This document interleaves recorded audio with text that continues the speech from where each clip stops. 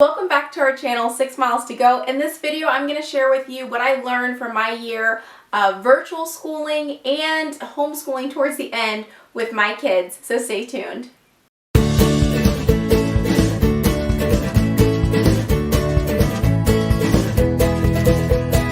we there yet? So, to be honest, guys, this year has been a complete and total roller coaster for our family.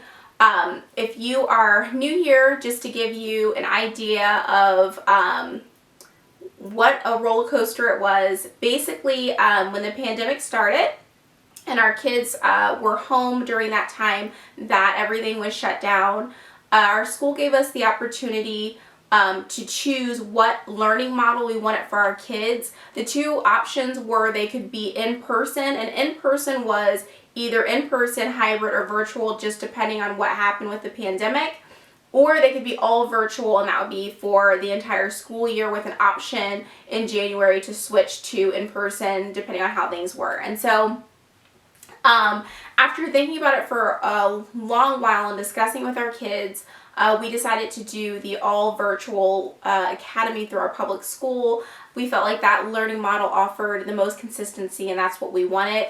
I just felt like with all of the changes in schools with the kids wearing masks and social distancing and some of the safety measures that were put into place, which I completely understand, on top of the kid not knowing whether the kids were going to be in person or virtual or hybrid from month to month, was just a lot for our kids since they're young. So I just felt like the virtual academy was the best option for them. I was really honestly glad that they were excited to do that and they agreed to it, because I thought especially my older daughter would absolutely not want to do that. She was reluctant, but after we kind of discussed the options and what we were looking at, she decided to do the virtual academy as well. So that was completely opposite of the plan that we had in mind. Just to give you an idea, and I'm not sure if I've even said this on our channel yet, but in like January, February of 2020, I was actually planning on, since all of our kids would be in school, Layla starts kindergarten this year, I was planning on getting a full-time job and working during the day. Since all of our girls would be in school, we were going to put Aiden into a daycare program, and then the girls would just be in school. And so that was kind of where my headspace was at when this pandemic started. Honestly, like, life just took a complete and total turn in the opposite direction to where we are today. Which is we're a homeschooling family now. I won't get into all the details, but basically we pulled our kids out a month before school ended to completely homeschool. I'll link the video below if you want to hear more about that, but never thought in a million years that this is where we would be. But I just wanted to share with you guys kind of what I took away from this year, because I know there are probably some of you that are thinking about maybe enrolling your kids into an online virtual academy, or maybe you're thinking about homeschooling. And so I'm just taking you on this journey with me as I learn and as I grow, because I was homeschooled myself, but I've never been a homeschool mom. So being a homeschooler and being a kid is completely different than being on the other side of it now, which is being a mom, you know, the homeschool mom. And so it's definitely a journey, and it's definitely a learning experience. Follow me from the beginning. You know that I started off with giving you guys kind of videos as we prepared for this virtual schooling year and being a part of the virtual academy. At first, the virtual academy worked for us through the public school. It was going really, really well. My middle daughter had a wonderful teacher for the majority of the year until the very end, who was wonderful with teaching online, great with communication. I felt like she was learning a lot. My older daughter, who was in 4th grade, her teachers, the first teacher seemed to struggle with teaching online and adapting to that virtual model. And then from there she had other teachers, but then they had issues with their system where all her work wasn't transferring over. And so it just ended up being a huge mess. And that's why we ended up pulling our kids out, essentially, is because it was just, you know, too much and not working for us. But when I started this journey with you guys and posted some of our first videos, I was just kind of going from my own experience as a homeschooler. And yeah, those first few videos that I shared with you, I kind of shared what our plan was, and I'm going to share in this video about how we adapted that and changed it to fit reality, because that was an idea back then and now we've lived through it. So it just changes my perspective a little bit. So something I shared with you guys early on was our schoolroom, and I took you on a tour of that. Our schoolroom has changed a bit, but it's pretty much the same. It worked really well for us. Having the clipboards right there in front of the girls worked out really well for them to put their assignments on and their schedules on. We are still really working on them following their schedule and doing their chores. It's just been one of those things where, you know, it's been a struggle for them, and so we're still working on that. But I think that was very helpful to have that there. Cubes that I had their toys and then also their school stuff on worked really well. As we transitioned from school time to playtime. I am going to change around the way I organize their workbooks and classroom materials a little bit. I'm going to get some bigger bins. The book bins weren't quite big enough once we got into the school year and they had more papers, so that is something that I will change around. I will also be investing in some lap desks for them. The desk that they have in our schoolroom isn't too bad, and it worked really well for that virtual model. But there's not a whole lot of room for them to write now that we're going to be switching into workbooks with our homeschooling. And so we will be using more lap desks. I reorganized our reading area. The books were kind of everywhere, and since we were spending more time down in the playroom, which is now our playroom / schoolroom, I needed to organize the books, and we have more reading materials because the kids are at home reading more. And so I got rid of our little storage cubes that I had just thrown books in because that was a mess, and I switched it out for the wall shelves to organize our books, which I think works a whole lot better. I still stick with our little learning bins that I showed you guys. I will link that below, and I will update that this summer because I will be updating the learning bins to go with my kids' ages, because the kids are, my two younger ones are a little bit older at this point, especially Layla. And so those worked out really, really, really well for my two younger ones, keeping them occupied when I needed to work with my older ones. Having those bins of toys that they only use when it's quiet time, when I'm working with their sisters, was real. I mean, that was a lifesaver a lot of times. For kids, I don't know why it is, but if I tell them, hey, you can play with your toys while I'm working with your sisters, if it's toys that they always play with, they don't want to do it. They're going to be under me asking for snacks and, you know, trying to grab the pencil out of their sister's hand to color, you know, with it. So when I took down the special bins that had toys that they only get to play with when I'm working with their sisters, they would sit there quietly for about 15-20 minutes and actually play with it. And we have puzzles, we have some aqua mats that they played with, a sand bin, a kinetic sand bin, a Play-Doh bin. We have the water bead bin that I showed you guys in the video that I'll link below. And so that was just a lifesaver. Juggling 4 kids and schooling was definitely a huge challenge, especially giving my older ones the attention that they need while also taking care of the younger ones and keeping them occupied. And so the busy bins were fantastic for that. That really worked out well. As far as scheduling goes, in one of those first videos, I went through like a very regimented schedule that we were going to follow, and I told you I was going to be as flexible as I possibly could be. My personality is I like lists, I like schedules. That's just makes me happy when I have a schedule and I can just cross things off. So that idea wasn't too far off, but in reality we did have to adapt our schedule several times. I had to end up adapting our Bible curriculum, and I was seeing that the two younger ones were really having a hard time following along with the older ones, and it was hard for me to bring some of the lessons down to their level. My two older ones had some great questions, my 4th and 2nd grader, about the things that we covered in the Old Testament.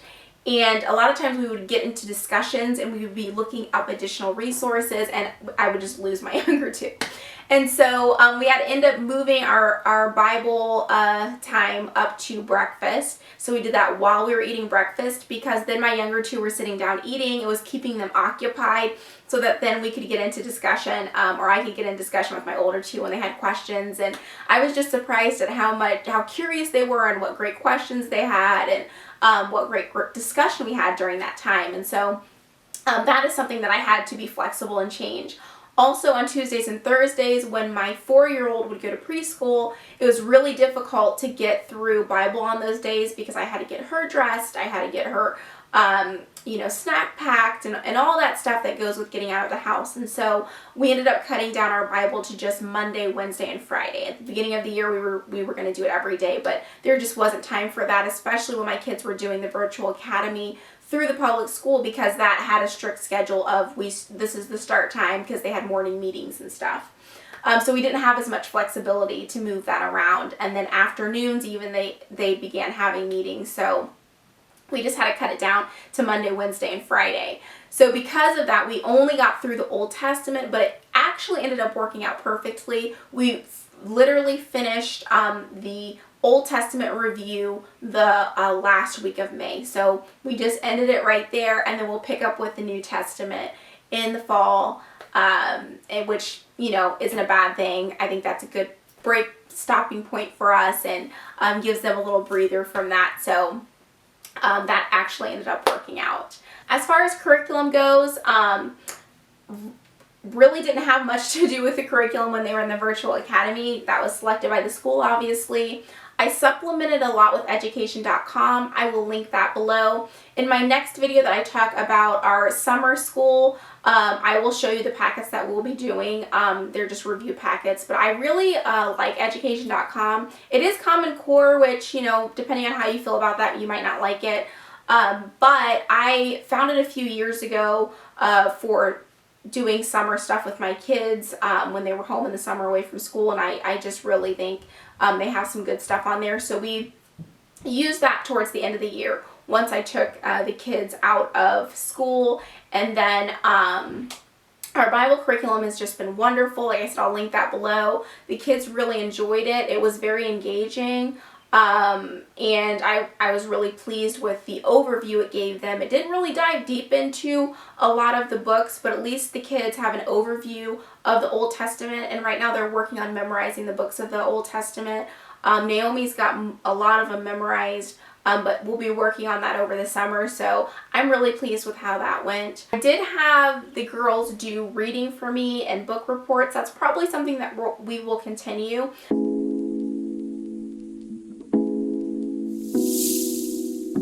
The fact that we got more time as a family, that's been really great to bond as a family. When the girls were in school, I wouldn't see them the majority of the day, and then when I was teaching in the evening, I wouldn't see them again until that next morning when they were rushing off to school. And so definitely the family bonding time was just so worth it for me. The flexibility that homeschooling offers is just wonderful because it creates a very relaxed learning environment to where I feel like the kids end up enjoying learning. It isn't like you're forced to do this, at this time.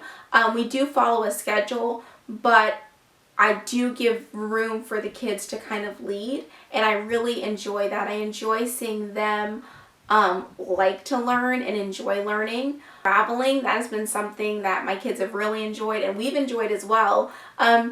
That we can travel and we can learn in different cities and states and different places and go to field trips. That's been something that's been really, really fun. So I feel like my kids can develop into the people that they're supposed to be without a whole lot of outside influences, which is really good. Not to say like once we join in with homeschool groups and stuff this upcoming year that some of that won't happen, but I think it's nice that they're spending a lot of time kind of outside of that. The majority of their time isn't spent in that, student peer-to-peer environment where they're getting a lot of that peer pressure. And so it's been really beautiful just to see them, especially my 4th grader, just do things that she enjoys. It isn't about like what her friends are doing or what her friends say. She's just doing it because she likes to do it. The fact that they can work on their own time on their own level. I like the fact that there's no constraints. If they like something, they can continue to learn with it. They can do that. If they, need help with something, we can slow down and just really hone in on that and take that one-on-one time. So lack of me time that I have, I hadn't really noticed it, honestly, and hadn't really even thought about that prior to jumping into the virtual academy through the public school. But it wasn't until I was trying to lesson plan for my dance classes that I teach or come up with choreography that I realized my time was a lot more limited because my kids were home the majority of the time, and I was helping them school. Even when they were doing the public school virtual academy, I was still sitting down with them, going over things and teaching them. And so it really limited the time that I had for me. Whereas up until this year, you know, when the kids got on the school bus, I had from that time until they got home to get things done, because it's very different to have all the kids at home every day, pretty much all day. Some days, especially when they weren't doing activities, that was definitely, I wouldn't say necessarily it was a con, it was just an adjustment, not having that me time. The days where everybody was just fussy and having bad days, those were hard, really, really hard to get through sometimes. Also juggling 4 kids and trying to teach them was difficult. All the different ages and grades, that was something else that was definitely challenging this year. There were times that were challenging, but it was definitely worth it. So to wrap up this video, I am very excited for our future. I'm very excited to share with you guys the rest of this journey. You know, this is definitely a learning experience for me, and the reason I want to share this stuff with you guys is sometimes when I'm watching videos, I'm reading material, I kind of feel like all the homeschool moms like have it all together and have it all figured out, and I'm just not that. But then I'm reminded that none of us really have everything figured out, and so it is a learning experience, and I hope by sharing this and being vulnerable and sharing with you guys all of our triumphs and failures, that you realize that, you know, if you have a desire to do this, that you can do it, even if you may feel like, oh my goodness, like I'm inadequate, or I don't have all this knowledge, or everything isn't, you know, laid out perfectly for me. It isn't for me either. But we're jumping in. We've dived in. We're homeschoolers now, and I'm just excited to take you guys on this journey with us. And what lessons have you learned from your homeschooling journey? I would love to hear it in the comments below. So just, if you feel inclined to share, please share. And as always, enjoy the road of life.